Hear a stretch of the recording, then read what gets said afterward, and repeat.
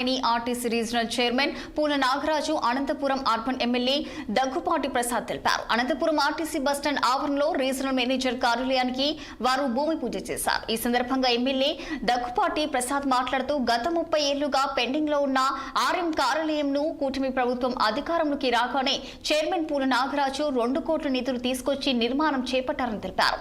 Nagaraju chairman అయ్యాక 20 కోట్లతో reason పరిధిలో పలు అభివృద్ధి కార్యక్రమాలు చేస్తున్నట్లు వివరించారు. అనంతపురం నగరంలో అనంతపురం అర్బన్ నియోజకవర్గంలో కొత్త ఆర్ఎం ఆఫీసు 2 కోట్ల రూపాయలతో భూమి పూజ చేయడం జరిగింది.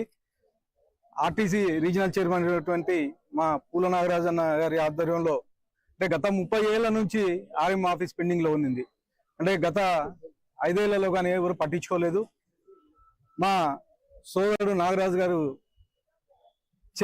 రీజనల్ చైర్మన్ అయిన తర్వాత నాట్ ఓన్లీ అనంతపూర్ మొత్తం మా రీజనల్ మొత్తం దాదాపు 20 కోట్ల రూపాయలతో ఈ 6 నెలల కాలంలోనే ఫండ్స్ తీసుకొని రావడం జరిగింది. ముఖ్యంగా అనంతపూర్ జిల్లాకి నిన్న 6 కోట్ల రూపాయలతో గుత్తిలో కొత్త బస్ స్టాండ్ కి భూమి పూజ జరిగింది.